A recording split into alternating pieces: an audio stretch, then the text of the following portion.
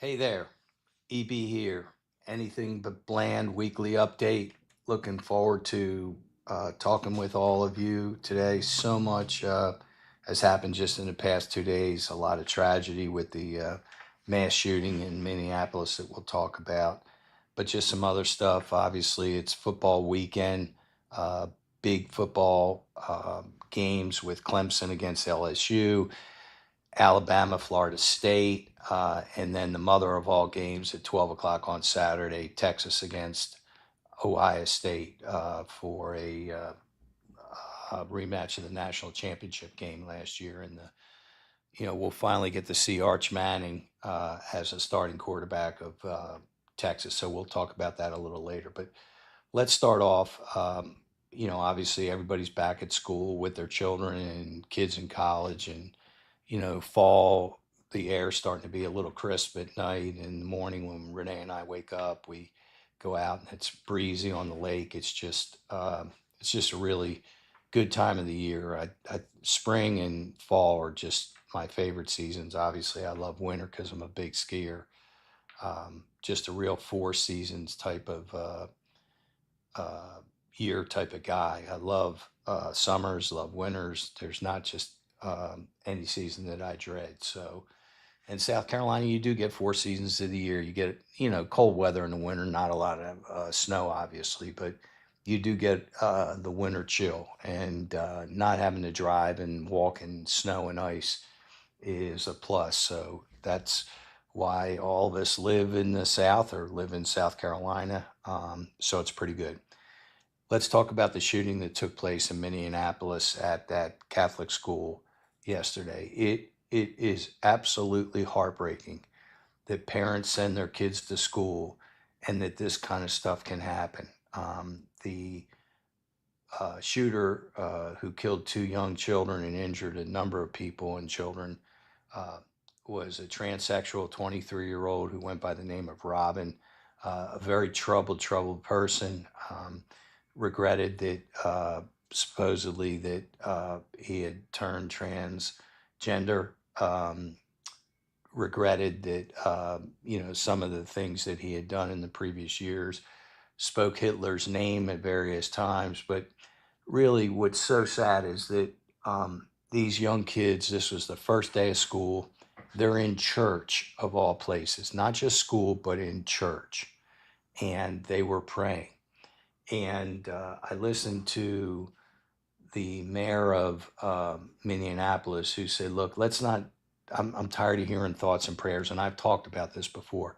And he said something very poignant. He said these kids were actually praying at the time that the shootings took place, and words are not enough. Last night I was listening to Gowdy on Fox News, who said maybe it's time that we do a little bit more than just red flag laws. Maybe it's time that we actually look at curtailing some of the gun use in our country. And I know that's the third rail, but the fact of the matter is that this troubled young adult purchased three guns at the same time. So if somebody's purchasing multiple guns, should be a red flag. If somebody's purchasing an assault rifle, should be a red flag. Um, Trey Gowdy said we need tougher laws. It's the balancing of freedom versus protect versus what can we do to protect our children better. So I think we have to have this public discussion. I know that it's going to drive the NRA crazy and all the right wing crazy, and the left wing's going to get crazy on what they say.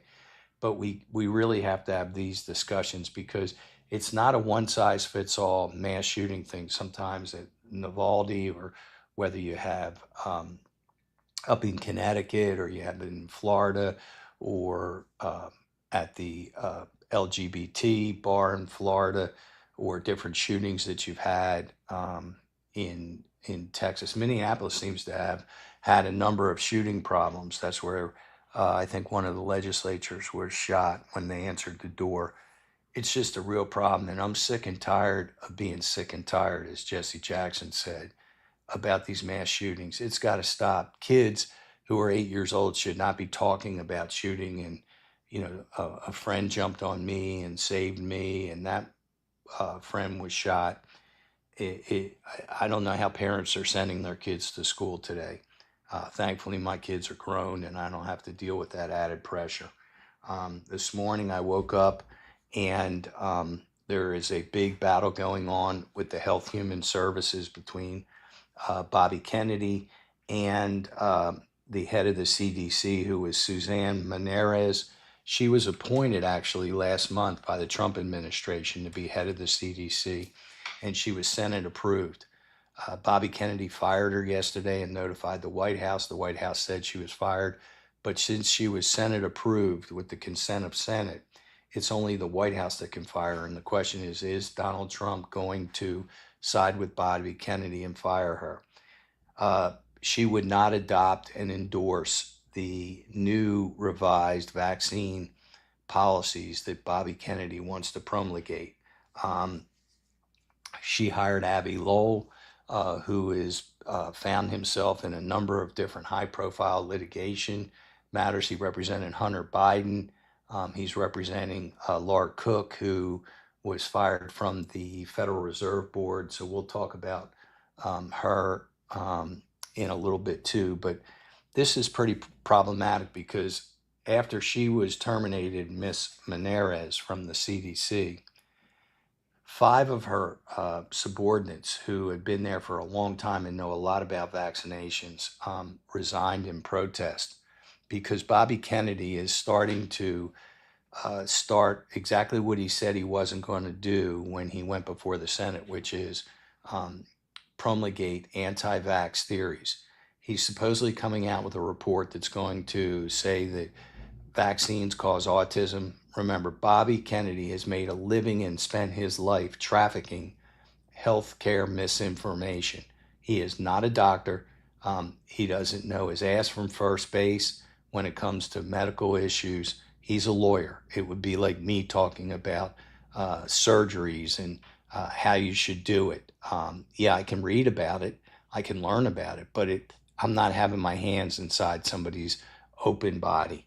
Um, Bobby Kennedy gave vaccines to his children, yet he doesn't want children of today to get it. And I think with Bobby Kennedy, who Trump said, I'm going to let him run wild with health. Remember, the MAGA and the MAHA, Make America Healthy Again, are two different factions of the Republican Party.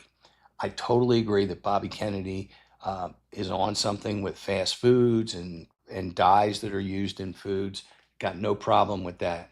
But vaccinations have saved lives. Vaccinations are necessary for young children and young adults. And to immediately say that we shouldn't be vaccinating our children for polio, diphtheria, measles, rubella, all these other things, chickenpox, is absolutely crazy. And Trump's going to now have a tough choice. Do I side with Bobby Kennedy or do I side with health? And it's turned out in 2007, Trump actually had a fundraiser for anti vax people. And also, when he was running in the campaign in 2016, he questioned whether vaccines have been causing autism. Bill Kennedy is the one to blame here. Senator Bill Kennedy, who's a doctor who's in the Senate from Louisiana, did not want Bobby Kennedy to be head of HHS. And he was going to vote against him. And he finally yielded during the confirmation process because Bobby Kennedy came before him and came before the Senate. And he told them that he would not challenge the current vaccination policy. And that is exactly what he's done. Suzanne Menarez called Bill Kennedy, told him what's going on, and I really think that we're going to have a showdown over vaccines pretty soon. It's going to be a question whether Trump sides with the medical community or he sides with a nutcase like Bobby Kennedy. It's just very troubling. This to me is something that is probably one of the most important things that's going on today. Trump has issued a number of executive orders that will not be enforced. One, he ordered no more cashless bail. He can't dictate that on a state court level. That's within the jurisdiction of the local attorneys, state legislature, and the state Supreme Court. So all it is a photo op that he did on that executive order. He also said an executive order for a year in prison for flag burning. That's a slippery slope because you have the right of free speech under the First Amendment. I personally don't agree with burning the flag. I think it's a disgrace. Um, it's anti-American. Um, if it causes a breach of the peace, you better be arrested. If it places people in clear and present danger, you should be arrested. But I'm not sure that you can't burn a picture, you can't burn a flag, or you can't burn a picture of somebody. And so that's going to be a slippery slope to go down. Trump also said that he is going to he did an executive order of no more mail-in ballots. That's something that is not possible. Again, that elections are locally run by the local governments and by the state's election commission. So this again is just Trump piping off. It's not going to have any full force and effect. Um, Now we're going to talk about Russia and Ukraine. The situation is dire. Ukraine, Kyiv got bombed last night. 14 people died, two which were children. Um, they're bombing every single day, every single night. And since they met in Alaska, Trump and Putin, the supposed summit, the bilateral summit, and then the trilateral summit, bilateral between Putin and Zelensky, um, uh, has grown further from coming to fruition. Also, the trilateral summit between Putin, Trump, and Zelensky is so much further away. Um, Sergei Lavrov, who's the defense minister, said that there's not going to be a meeting until Kyiv agrees to Ukraine agrees to give up its land, not place any restrictions on the speaking of Russian language, agree that they will never become part of NATO, and that there's a clear understanding of what the security protections that NATO and the United States is going to apply. Um, they have targeted an American factory that had 600 people in it for bombing. Russia has. Um, Remember, a couple weeks ago, Trump said that Friday, 2 weeks ago, if there wasn't a cessation of the military action and a ceasefire, secondary sanctions were going to be put in, penalizing countries who buy oil from Russia, whether it's India, whether it's Brazil, or China. He seems to have uh, exempted China from that purchasing of oil from Russia. Yesterday, a 50% tariff went in place against India, that's a major trading partner with us, from a 25% tariff because they were purchasing oil. Putin is really making Trump look bad. I applaud Trump. I absolutely applaud him for trying to get peace. Um, but again, it's very elusive when you're dealing with Putin. He is cagey. He is somebody who kicks the can down the road, that constantly moves the goalposts and the line on what a deal's going to be. Um, I think the Pentagon telling the Ukraine that you can't launch missiles into Russian territory and at military targets is got to end, because Russia is bombing the heck out of Ukraine and the bombing isn't stopping. So um, until the United States permits Ukraine to start bombing into Russia, into military targets, I think it's going to be a rough next couple months for Ukraine. Um, Trump this week announced that the United States government purchased 10% of Intel, the computer chip company. Um, I think that's an amazing thing, that government is now going to own a piece of companies. Trump is big into that. It's almost communistic in a way, because a lot of governments like Venezuela, they take over private companies and different land holdings. They actually cede that over to the government. it's where the government owns a piece of private companies that it starts to get a little dicey. Remember, Trump announced that when U.S. Steel did a deal with Japan, that the United States was going to get a piece of that deal as well. It's really throwing the traditional Republican principles on their heads, because Republicans have always believed that government should stay out of private enterprise. So that's just really interesting. Last Friday, the government at 7 o'clock in the morning raided, pursuant to a search warrant signed by two judges, John Bolton's house. John Bolton is the former National Security Advisor, former UN ambassador for Donald Trump. Um, Evidently, he wrote a book in 2020 called The Room Where It Happened, and either he took classified documents to include in the book, or he took classified information and shared that with in his book or with others that are outside this country. That's a very serious thing. Sandy Berger, who was a Democrat, was prosecuted for that.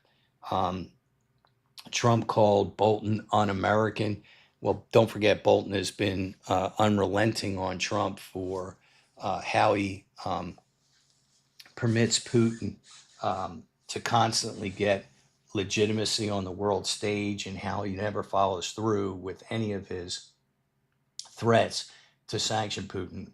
Bolton's been a strong critic of Trump, and it's funny that Trump would call him a felon, or somebody that should be a felon, when Trump is a convicted felon himself. He was convicted of fraud, and we'll talk about the big fraud verdict was reversed. The $540 million verdict by Erdogan, the New York judge, but the fraud liability finding has stood.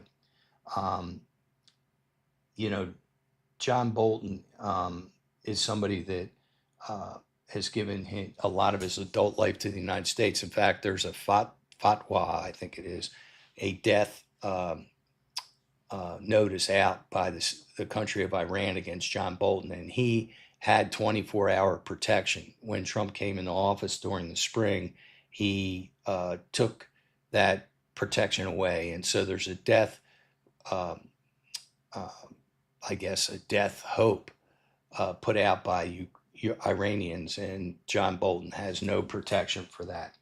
Kash Patel said the FBI is realigning itself from a national security or a counterterrorism unit to just straight law enforcement. That is, I think, a mistake, and that's what caused 9/11 to happen. Um, Trump's talking about sending National Guard into Chicago, Illinois. He's talking about New York, all of the reds, all of the blue cities, Democratic cities, some that are governed by African American mayors. The problem is that 7 out of the worst 10 cities in the country for crime are in red Republican states, and these are Shreveport, Louisiana, Monroe, Louisiana, uh, Atlanta, Georgia, Miami, Florida, Bessemer, Alabama, and Arkansas, and Memphis, Tennessee. Trump isn't sending the National Guard into those cities that have horrific crime statistics. His response was to tell the governor of Illinois, J.B. Pritzker, that he should go to the gym. Uh, Powell, who is the head of the Federal Reserve Board, indicated earlier this week or late last week that he's inclined to say that we should lower interest rates when the Fed meets on September 16th and 17th. This will be the first interest rate cut, I think, in almost 3/4 of a year. He says that there's a softening of the job market, and that's what scares him. Trump now is also in a constitutional fight with Laura Cook, who's one of the Federal Reserve governors. She is accused of committing mortgage fraud. This is the new thing. Adam Schiff was accused of committing mortgage fraud. Letitia James is accused of mortgage fraud. And it's how you list where your home residency is, as opposed to an investment property or a vacation property.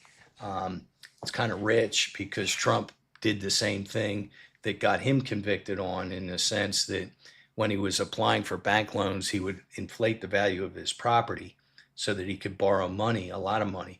But when the tax bills came in and used that banking valuation as a guidepost to see how much real estate taxes would be paid, Trump appealed and fought and said that the land or the buildings are worth substantially less. So inflate them when you want to get money from the banks to buy them or to refurbish them. Deflate them when it comes to paying taxes.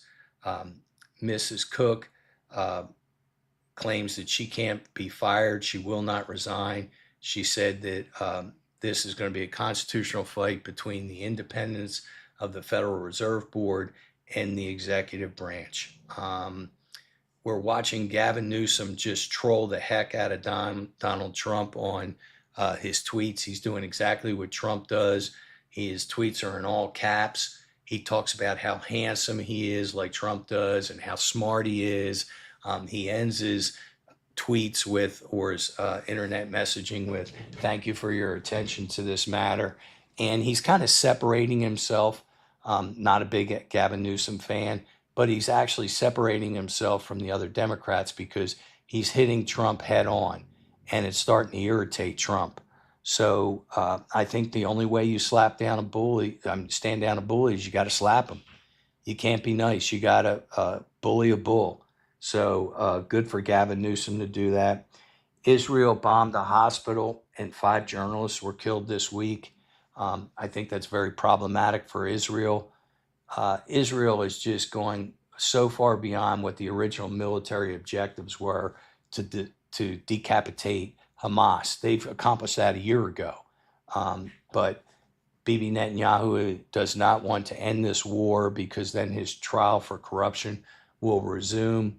I think we're going to see deaths. We're going to see a famine that is something of the likes that we've never seen in the 21st century. All this is doing is creating more Hamas extremists by trying to starve out civilian people. Trump announced that Mark Zuckerberg is going to put a $50 million AI storage type facility in Louisiana, a data center. That data center will be almost as big as Manhattan or parts of Manhattan. Again, that's great. That's Facebook. That's an American company investing in America. Evidently, these AI computers need so much storage space that's going to be the real challenge as we grow older, as this new technology takes a foothold in society. The alligator Alcatraz is probably going to be shut down permanently. I think I read that the last bit of the migrants are going to be transferred out on Friday. It was shut down by a federal judge. The Obrega alleged MS-13 member had his deportation stopped. He was going to be sent to Uganda, and at least for right now, at least through the middle of September, Homeland Security and ICE can't ship him out of the property. Chip Roy, who is a Texas Republican, he's a Freedom Caucus member of the House who, constantly battles Donald Trump over his budget, has decided he's going to run for Texas Attorney General. He was endorsed by Ted Cruz, and I suspect he's going to be endorsed by Donald Trump, because if you can get your enemy out from being a thorn in your side, it'll make it easier, because every time Donald Trump proposes legislations, or the Republicans do, Chip Roy and some of his cohorts are the ones that shut it down. Laura Loomer, who is a 32-year-old far right MAGA follower. She has kind of the maroon dyed hair. She has the year of President Trump. She has helped fire Mike Walsh and a whole bunch of other people, including Laura Cook from the Federal Reserve Board. She's the new Wisconsin Senator Joseph McCarthy from the 50s, who did the Red Scare, would constantly hold hearings and say that this person was a communist. Um, Trump listens to her. She trolls people online. Um, and she outs Palestinian sympathizers.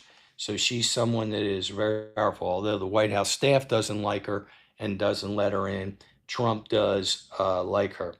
Ghislaine Maxwell, surprisingly or unsurprisingly, said nothing inappropriate was ever done by Trump in her presence. She never witnessed anything inappropriate done by Donald Trump or heard that Donald Trump did anything inappropriate with Epstein and some of the Epstein women and young girls.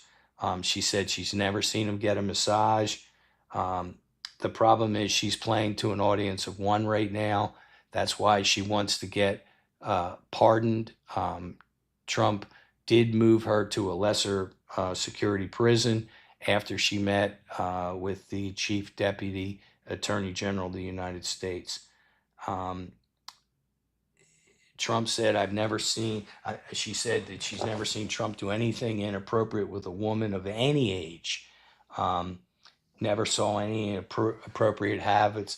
She also said that Epstein never had any cameras inside his New York condominium or on the island in Caribbean or in New Mexico or Paris residence or in his Palm Beach residence. Law enforcement did find cameras all throughout his residence. So that was something that really is incredible. Cracker Barrel brought back the long tested logo. It had Uncle Herschel, who was in his coveralls sitting next to the barrel. Donald Trump weighed in on that, and a lot of the investors and the people who give patronage to Cracker Barrel, shop there, eat there, felt it was offensive to take away their logo. I did too. I'm tired of logos having to come down, tired of names being changed and statutes. It's part of our history. Um, Israel, again, struck that hospital in Gaza and killed journalists. Um, Trump says this week that many people want a dictator. He's not a dictator. He says, I don't have dictator qualities, he says, but he sure at times acts like it. Um, Eric Menendez and his brother were denied parole this week. They had their life sentences changed to from life without the possibility of parole to 50 years with the possibility of parole earlier this year. They were denied parole because of prison violations, of phones, also of fighting, and this was about 15 years ago. But they can reapply in 3 years. I think this is ultimately going to go to before Gavin Newsom, and he's going to make a decision. They didn't like some of the answers that Lyle gave for justifying the killing of his parents. Um, Remember the guy that faked his own death? He was riding in a kayak out west. And faked his own death, and then law enforcement worked for 3 days, and then they found out that he had gone to one of the European countries because he met somebody online.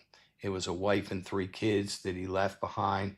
Well, he pled guilty, and now he has to pay $30,000 for the cost of the money the police expended to try to find him, and he's getting 89 days in jail for the same 89 days that they were looking for him. So good for him. He deserves more. What a shithead he is for leaving his wife and 3 kids in such a cowardly way. The big news this week was Taylor Swift and Travis Kelce announcing their engagement. I suspect that this will be the last year that Travis Kelce plays. I heard they're looking for a big compound in Ohio where Travis grew up. Supposedly, it's a 62-acre estate with a beautiful house, has a recording studio in it. Just a great story. Just, it teaches you that if you don't ask and you don't try and you don't put that foot forward, you're never going to know. And what's the worst thing that can happen if you put yourself out there and put yourself forward? Somebody says no, big deal. Travis had said, I went to her concert. I tried to get her attention.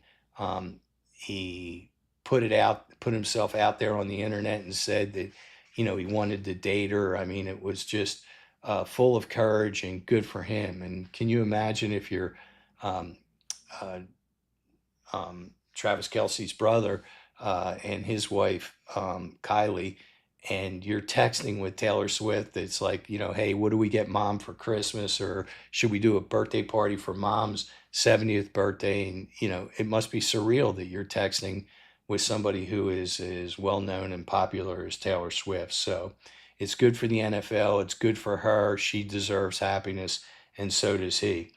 Tommy Fleetwood won the FedEx Cup Challenge last week for the PGA Tour.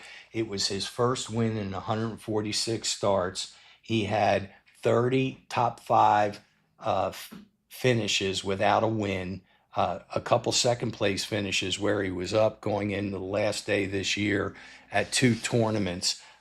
He's a great guy. Good for him. Well liked on the tour. Well deserved. Scotty Scheffler again finished, I think, second or third or third or fourth. Just a number of top five finishes all year. Just another year, I think that Tommy's going to win Player of the Year, which will be 4 years in a row.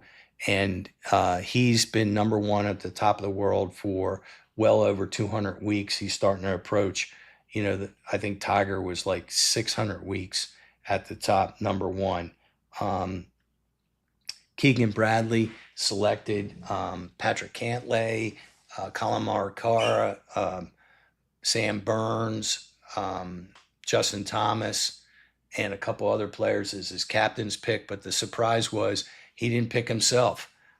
He's ranked seventh in the world. He had an unbelievable season, won the Travelers Championship. He also won. He also placed second or third in a couple tournaments.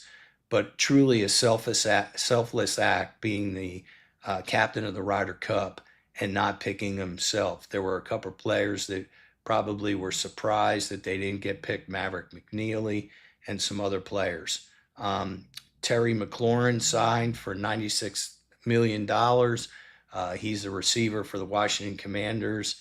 Jaden Daniels loves him. He's 31 years old or maybe 29. He was a good pick. He's now the sixth highest paid wide receiver in the league, tied with A.J. Brown of my Eagles. Shedeur Sanders made the Cleveland Browns. He is QB3. Gabriel is QB2, and Joe Flacco is QB1.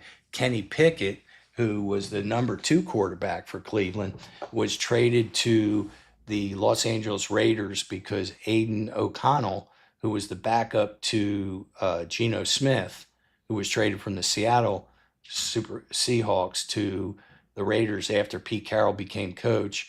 He broke his hand and he's going to be out for a while and had to get some surgery. The big dumper, Cal Raleigh, for Seattle, hit his 50th home run. He's broken the all-time record for home runs by a catcher already. He's got almost a month and a half left, month and a week left in the season. The big dumper is a switch hitter, and the catcher is the most hardest position on the field because you're literally in every play. You're on your knees. It's hot. You're getting racked at the plate when there's a close call, and then you have to go bat. So for me, I love Aaron Judge. I think he's having another Aaron Judge type season, but I don't think he should be the MVP. I think it should go to the big dumper. The only person who's hit more home runs in a season than Cal Raleigh for the Mariners is Junior, Ken Griffey Jr., who has the sweetest swing, I think, in baseball history. I read this morning that Dawn Staley was interviewed for an NBA job, and she may have, by her answers, cost her the job because she said being the first woman, African American woman, and a woman coach in the NBA, it's constantly going to be brought up and it may be a distraction to the team. She said that she will listen to an NBA interview for a job for uh, one of the teams, but it's got to be a special teams. She said that if New York had called her and offered her the job after they fired Tom Thibodeau this spring, she would have taken the job. So that's pretty interesting. The whole Micah Parsons thing um, is really troubling to me. Um, he's doing a hold in where he has reported to camp, but he won't play. There's an issue on whether it's his back that's causing the problem. Uh, Jerry Jones won't sign him to a new contract and give him the raise. Trey Hendrickson for the Bengals got his money. J.J. Watts got his money.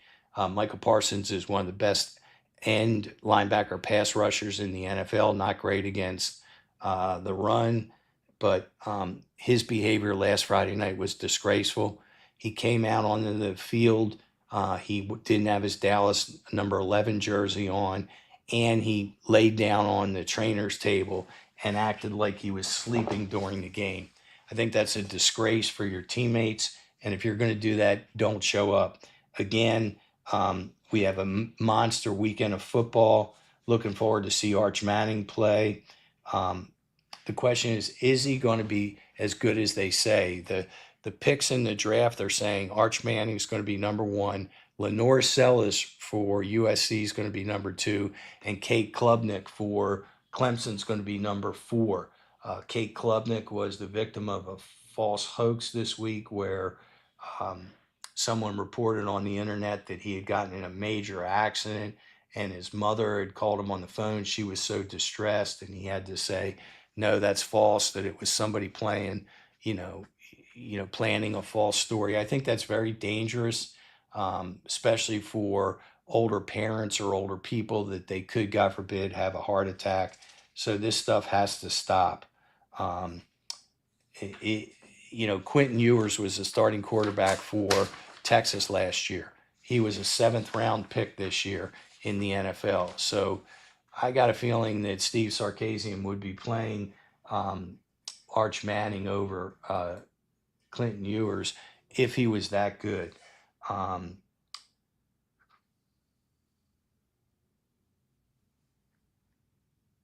so does Kalen DeBoer, who's the coach of Alabama, they play Florida State this weekend. Do you really think he's got the fire in his belly to be successful in the SEC? I question that. Alabama has a new starting quarterback. They have the best receiver, Williamson, in college football, I think, other than the Ohio State receiver. They have a whole new defense. So um, it's going to be interesting to see how he does. South Carolina running back Rashal Faison, who's been in college for 7 years, finally got an answer from the NCAA, and he does have eligibility. Rashid Rice, who was the wide receiver for the Chiefs, who was driving like at 135 miles an hour with his Ferrari in Dallas and then got in an accident and left his car and ran away. He got a 6-game suspension. I don't think that's enough. It was announced this week that Roger Federer is another billionaire athlete for how much he owns in terms of K Swiss. It's LeBron James, Michael Jordan, Tiger Woods, and I think there's a couple other athletes, but he's the number 7th athlete. Lee Corso, this will be his last um, college game day game this Saturday. He's in 91 years old, and he's been great over the years, but it's really time for him to give it up. Asia Wilson, who is a South Carolina former female basketball player, is tearing up again the WNBA. She had 34 points last night.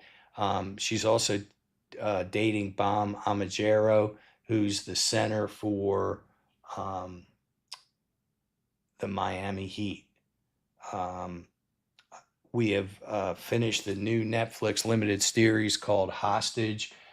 Involves the Prime Minister of England as well as the President of France. That's pretty interesting. And then the Dallas Cowboys documentary uh, we just finished last night about their run in the 90s between Jimmy Johnson and Jerry Jones. It was extremely interesting. So I implore you to watch that. Money and Vision is listening and said, reposted this stream. Thank you very much.